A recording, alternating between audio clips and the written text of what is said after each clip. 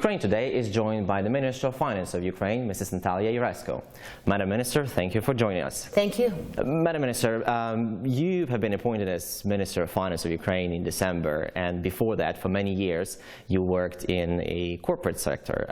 Moreover, you were working in corporate finance, where things are moving very fast, very quickly. Decisions very often are being decided on the spot. So now, with your transition to the bureaucratic world of the Ukrainian government, what are your impressions? Interesting comparison. I was in the private equity world where actually decision-making takes quite a bit longer. Deals take over a year sometimes to go from beginning to end, unlike, let's say, in investment banking, which is quick. And you live with those deals and you live with your decisions for a long time. That's actually very similar to the type of work that I'm doing today. Sometimes decisions take long, sometimes they're complicated because you need to bring in all the different stakeholders and all the different perspectives.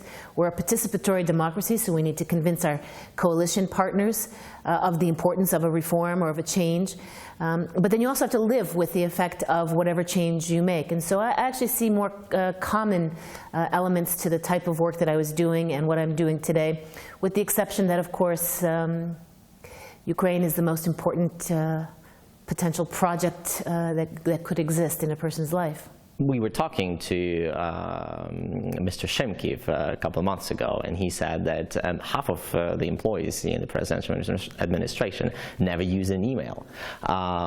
When you came to the Ministry of Finance, what were your impressions? What were your... That part of it is true. There is the procedural side of it is very, very complex and very out of date. I am a major user of email, and that's true. The ministry is not very big on email. In fact, we're just now moving towards being able to use e-signatures, just now trying to implement the procedures to be able to have e-governance, e-documentation. But we're not there yet, so everything is still physically on paper. You sign a lot of this, pieces of paper, but I think the real issue is that authority is not delegated downwards. So in my previous company, for example, there were department heads, or there were people who had responsibilities where they got to take the decisions themselves. They had responsibility and authority, and then if they did something where they were uncertain of what they should do, they would come and ask somebody above them. Or if they made a series of mistakes over time, they'd be removed from office. Here, decision-making doesn't necessarily work that way. It comes all the way to the top all the time. Even decisions that theoretically in another organization, in another government, you might think might be taken at a lower level, everything comes up to the very top here. And you spend a lot of time, as you've heard from previous ministers, signing pieces of paper and decisions, whereas only a portion of them are really strategic, where you think that they'd come up, bubble up to the level of a minister. My first priority was to come in and get a budget completed within weeks in December, so that the country would be able to pay pensions, pay social payments on January 1st without a beat being missing. And then second was to reach agreement with the IMF, because we needed that stabilization package. The country's reserves were down to less than 2 months of critical imports. So negotiating that IMF agreement, which involved a series of what are called prior conditions, adapting the budget, further additional reforms, that all had to be done before that loan could be approved. Now I'm in the process of the next stage of this stabilization, and that's debt restructuring. And my priorities have been, frankly speaking, not so much internal, although I do work on certain reforms in the ministry, but really very much the stabilization of the financial and banking system in the country. Currently, the country is in a very difficult economic condition. How will this loan, this additional loan, impact the lives of ordinary citizens? Well, first and foremost, I think, again, we were at a very difficult stage in January of this year, January and February of this year, before we got the first tranche of that loan. As I said, 2 months critical imports. If you can imagine, if you continue to work down that level of reserves, you get to the point where you can't import. And if you want to talk about average citizen, what does it mean not to be able to import? It means no medicines. It means no gas for heating. Without hard currency, without reserves, the country can't function. So first and foremost, that's very, very important, is to build up that reserve.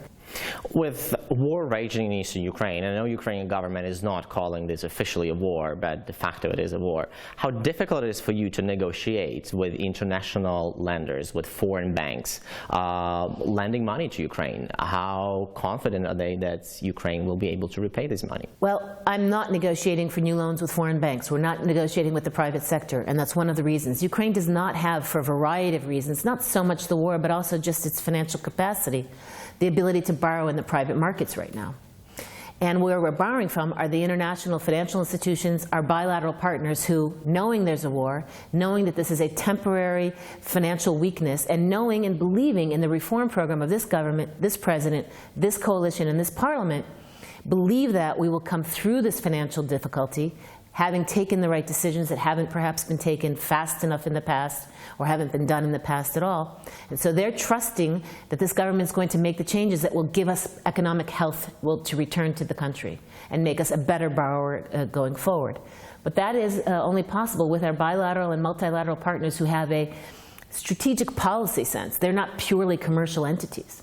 Now that you mentioned the reforms, there is a lot of criticism both from the Ukrainian people and from Ukraine's Western partners that the declared reforms, the reforms which were declared by the government almost a year ago, are moving at a very slow pace. And the war is not a good excuse for moving with these reforms at such a slow pace. Now, the war is the reason to accelerate the reforms to the maximum. But I'll disagree with your statement, because we have never had more support for the reforms that we've actually implemented, not documented, but implemented, than we have today. I believe we have greater support. I think the recent International Conference for Support of Ukraine was a perfect example, where we had over 85 delegations, over 50 countries, and the support that we've received is only possible.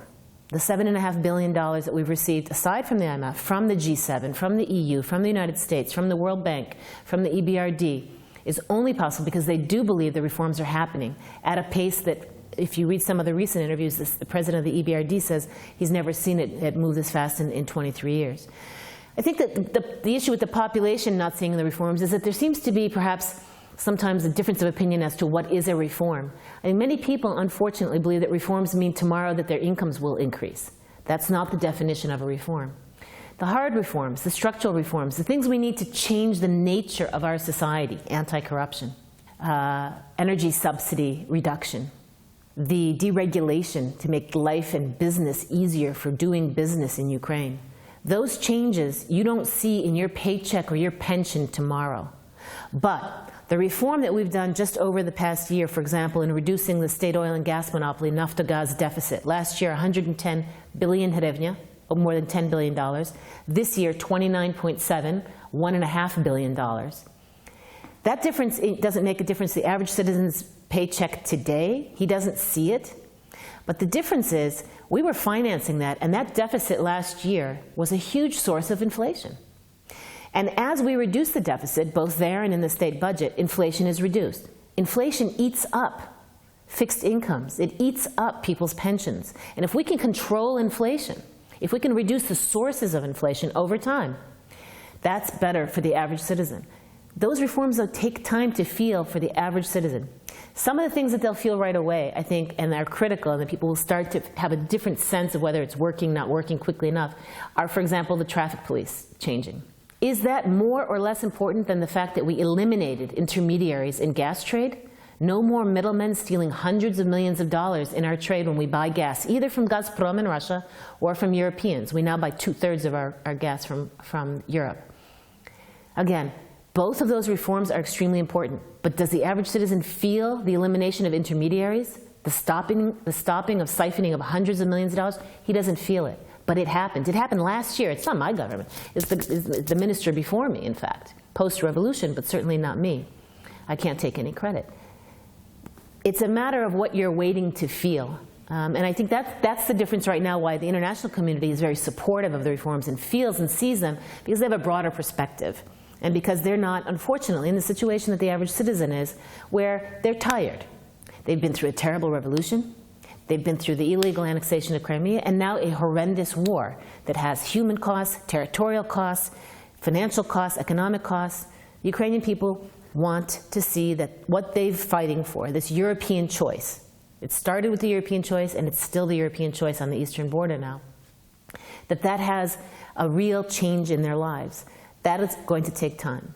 The next big thing I hope they'll see is that we can return, hopefully, to economic growth next year and stop being in a recession.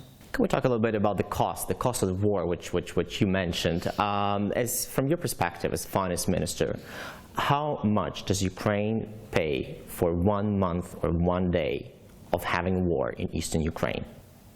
I don't know. I haven't thought about it. I mean, we've gone back and forth in dollar terms. You know, it used to be about $10 million, but we've had a devaluation of the currency, so now people say $5 to $7 million per day. But frankly speaking, again, you go back, it's 5% of GDP that we've put into the budget this year for our national defense and law enforcement.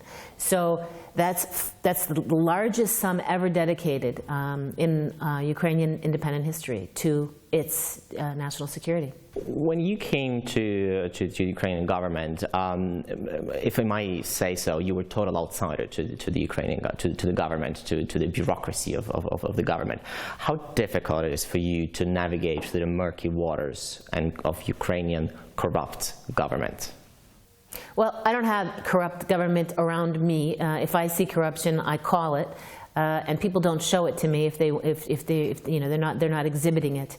I have a very clear policy. I don't participate in corruption. I never did. Doing business in Ukraine, I was able to avoid it. I try to maintain a set of standards. I try and insist on those same standards here. A big part of the reforms that we're doing, again, are the elimination of that. So we're eliminating tax privileges that went to individual industries. Someone may have received something for those tax privileges in the past, but you know, nobody's offering the Ministry of Finance any kind of bribes in order to eliminate them. So I think it's a very different situation, and I don't find myself faced with those kinds of everyday decisions. Again, the Ministry of Finance is unique. Other than the budget process, we don't have licenses that we're giving out to people. We don't have things where you have that kind of daily effect that you have in other parts of government, in local government, and registration in different areas. So the appointment of foreign citizens, and I know you once you've been appointed, you were granted by the Ukrainian citizenship by the president. But the appointment of foreign citizens in the Ukrainian government is unprecedented. What convinced you to accept this challenge? And I think this is a big challenge. I agree with you, and I never actually considered that foreign citizens would be suggested in this period of time. So I never expected to be invited.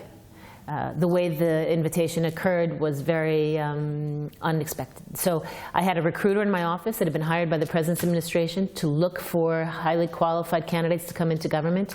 And we were talking about other Ukrainians that I knew that I thought might be well placed to serve in the Ukrainian government. People I thought were very professional, very moral, with very high ethical standards that I knew from business and from my time in living in Ukraine the past 23 years.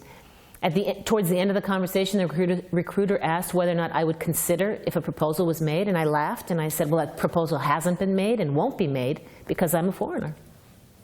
And they said, well, what if it was made? And I said, well, it just doesn't matter because it had. And we went back and forth. And that weekend, the President's administration called me and said, would you consider? And that's when I had to start seriously thinking. When the proposal was made, first of all, it's a complete honor and a privilege to serve Ukraine. But it is also part of the life I've been living for 23 years. And in one way or another, I believe I've been serving Ukraine for 23 years. And now, more than ever, I thought if there was something I could do that would bring marginal added value to Ukraine at this very difficult time, that I had a responsibility to try and do it. There are people who give their lives at the front every day for Ukraine. And I wasn't being asked to go to the front. Luckily, I would be of no assistance at the front, frankly.